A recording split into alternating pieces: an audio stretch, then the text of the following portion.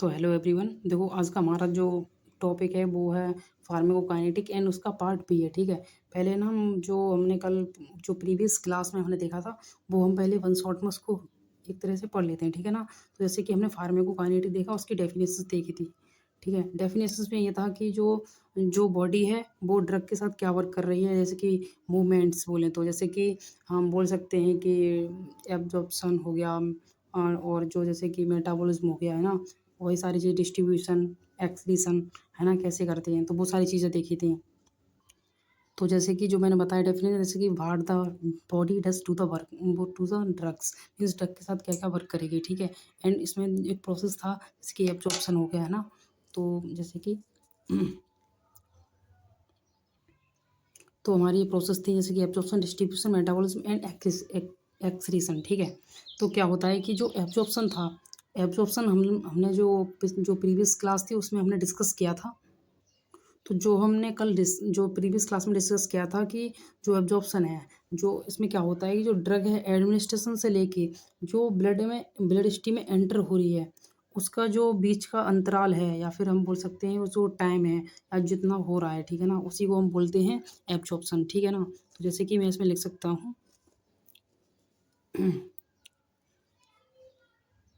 Drug administer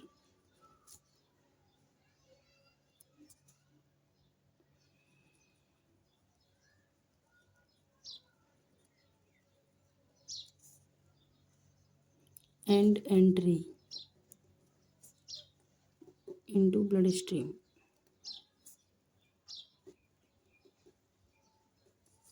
ठीक है, इसको ही बोलते हैं हम एब्जॉर्प्शन। ठीक है ना, जो मीन्स जो एडमिनिस्टर किया एंड उसके बाद वो एंटर हो रहा है ब्लड स्ट्रीम में, उसको बोलेंगे एब्जॉर्प्शन। ठीक है, अब उसके बाद इसमें हमने मैकेनिज्म या फिर मेथड्स देखे थे। ठीक है, या फिर मैकेनिज्म या मेथड्स। ठीक है ना, तो जैसे कि हमारे जो मैकेनिज्म या मेथड्स थे, जैसे कि ये तो फर्स्ट पॉइंट हो गया। ठीक है ना, तो मैं यहाँ पे लेके चलता हूँ, मैं मैकेनिज्म बोलता हूँ। ठीक है ना, ब्लैक पेन यूज़ कर लेता हूँ। ओके,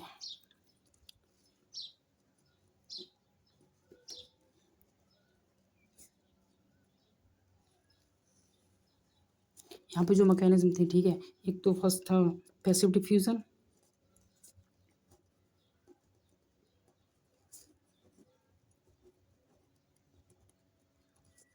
और सेकंड था इसमें एक्टिव ट्रांसपोर्ट। ठीक है,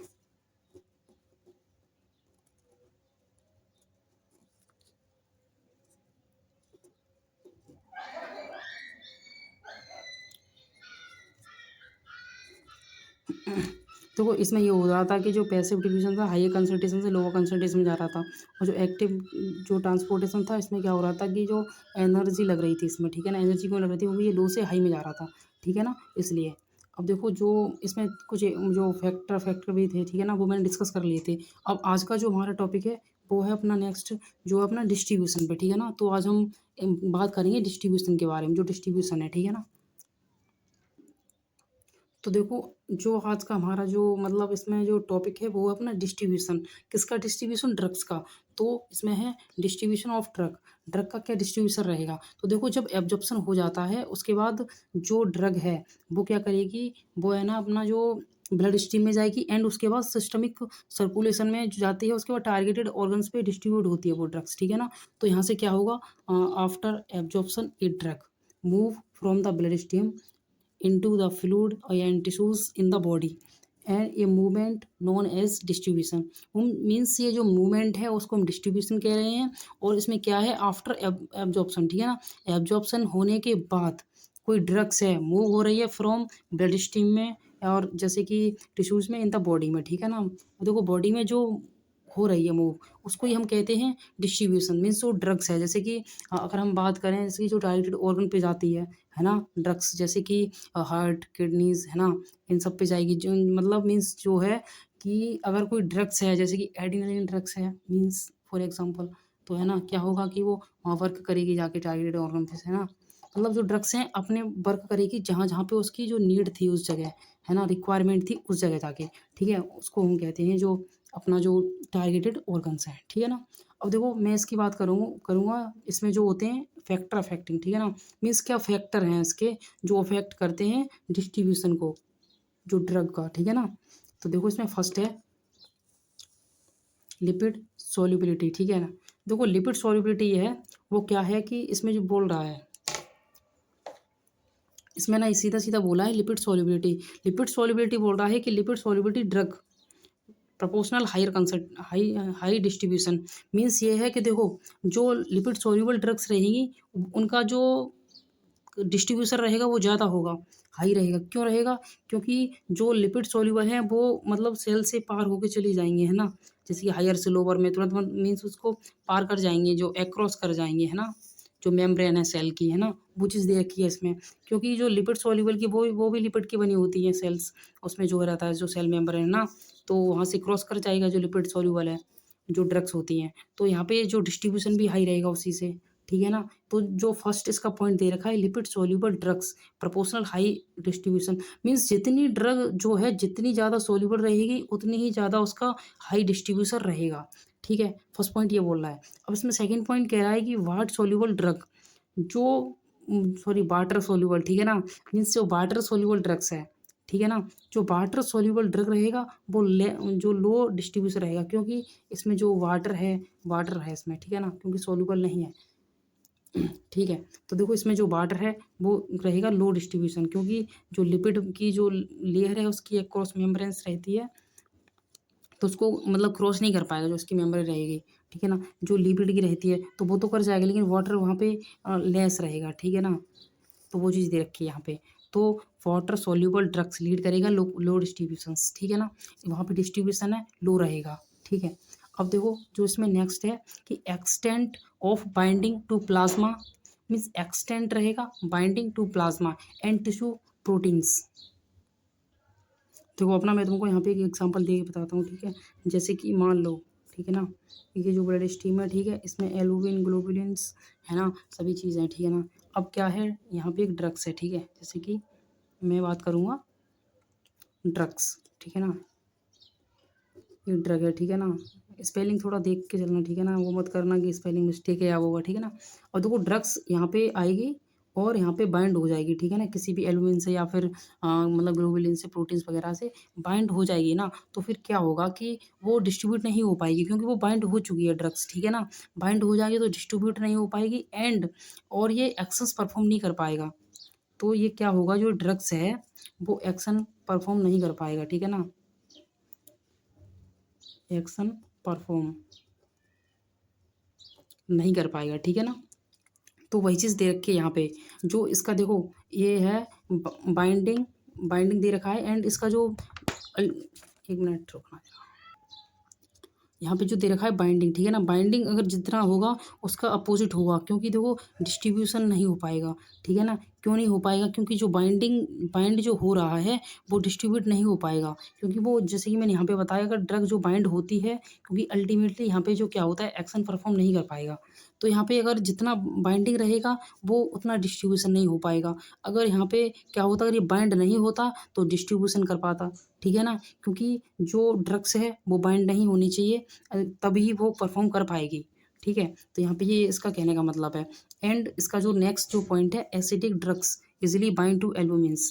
देखो कुछ ड्रग्स ऐसी होती हैं जो मतलब बाइंड हो जाती हैं, ठीक है ना, ड्रग्स से, ठीक है ना। अब जैसे कि देखो यहाँ पे बोला है, सीधा कह रहा है कि acidic drugs easily bind to albumins, जो ड्रग्स से होती है वो एल्बुमिन से बाइंड हो जाएगी। And basic drug bind to alpha one glycoproteins, ठीक है, अल्फा वन से जो अल्फा वन ग्लाइकोप्रोटीन्स है वहाँ बाइंड हो जाएगा।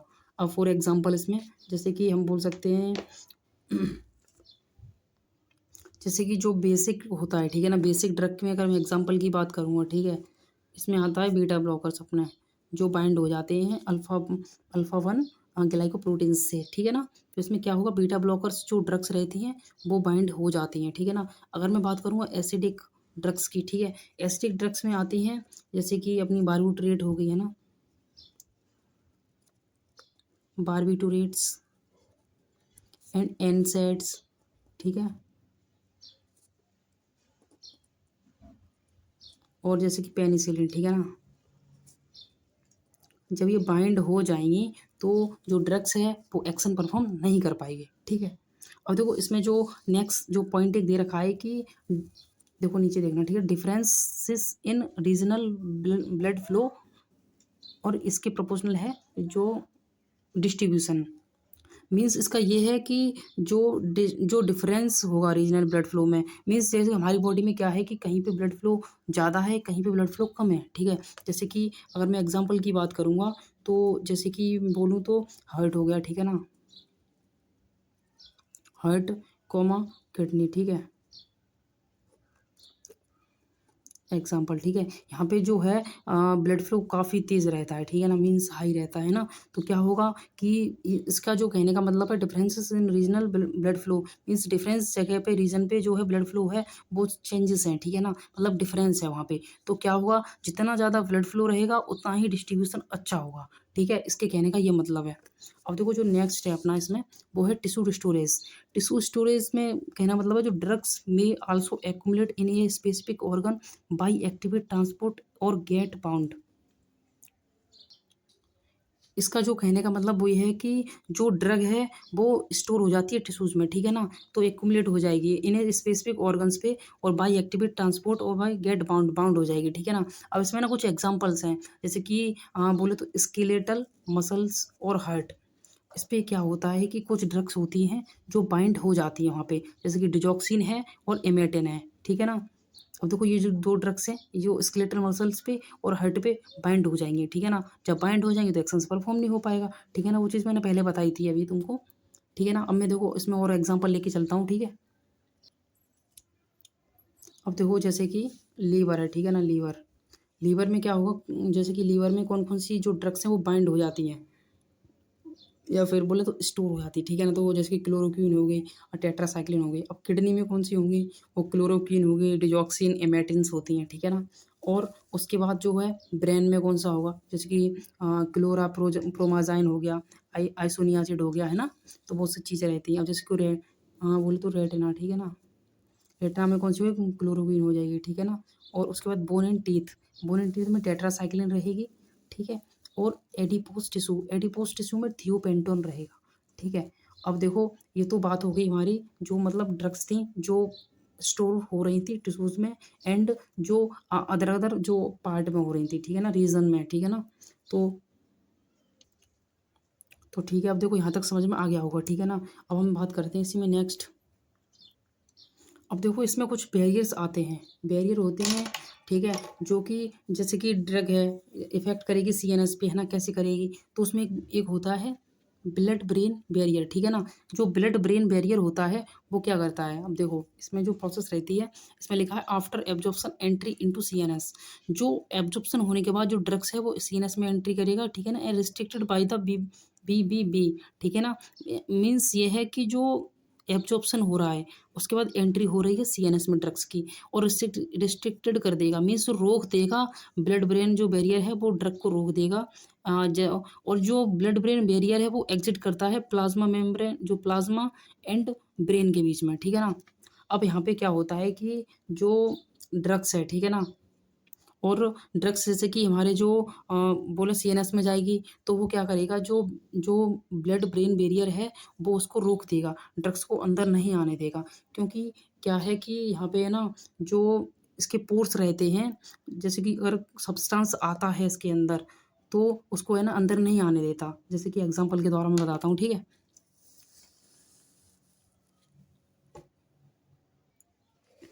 अब देखो होता क्या है, जो देखो जो ब्रेन की कैपिलरीज हैं वो देखो एंड स्मॉल्स रहती हैं। अगर हम नॉर्मल बॉडी की जो कैपिलरीज हैं या फिर उसके अंदर जो पोर्स रहते हैं वो थोड़ी लार्ज रहते हैं, लेकिन जो ब्रेन के रहते हैं वो टाइट रहते हैं और स्मॉल रहते हैं, ठीक है ना। तो इसमें क्या होगा, कोई सब्सटेंस होगा, वो जैसे कि कोई ड्रग्स है वो आएगी लेकिन इसमें एंटर नहीं कर पाएगी, ठीक है ना, समझ में आ रही है चीज़ें।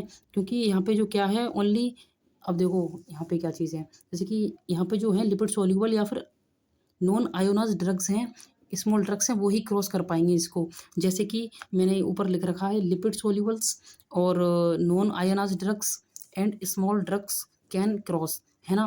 तो देखो जो लिपिड सोल्यूबल ड्रग्स हैं, नॉन आयोनाइज्ड ड्रग्स हैं या फिर स्मॉल ड्रग्स हैं वो क्रॉस करेंगे इसको, ठीक है।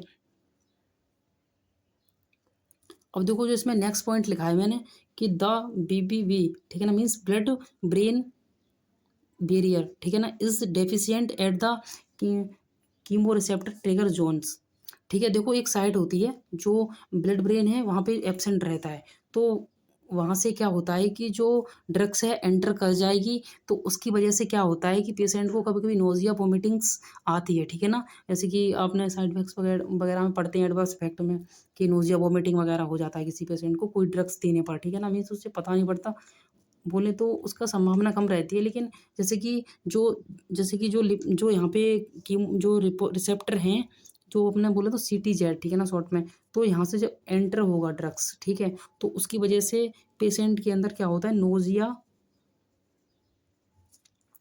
एंड वोमिटिंग के चांस रहते हैं, ठीक है ना। अब देखो इसमें एक और होता है जो इफेक्ट होता है सर्कुलेशन, ठीक है ना, फीटल सर्कुलेशन।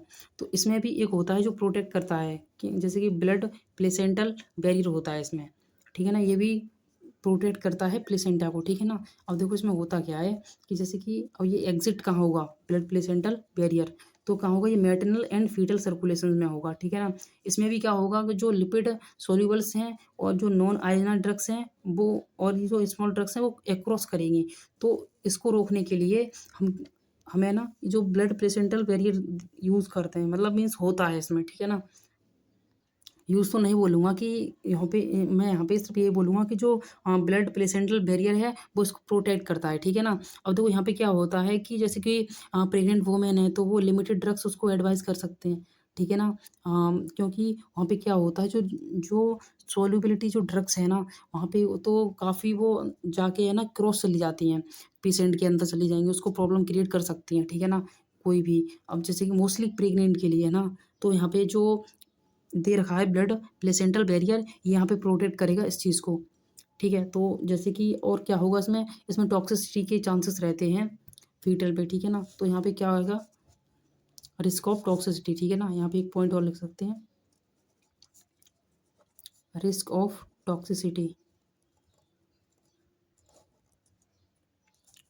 तो देखो अपना जो अब ये सेकंड था टॉपिक, ठीक है ना, तो सेकंड पॉइंट था जो टॉपिक था अपना डिस्ट्रीब्यूशन का, वो भी कंप्लीट हो गया है, ठीक है ना।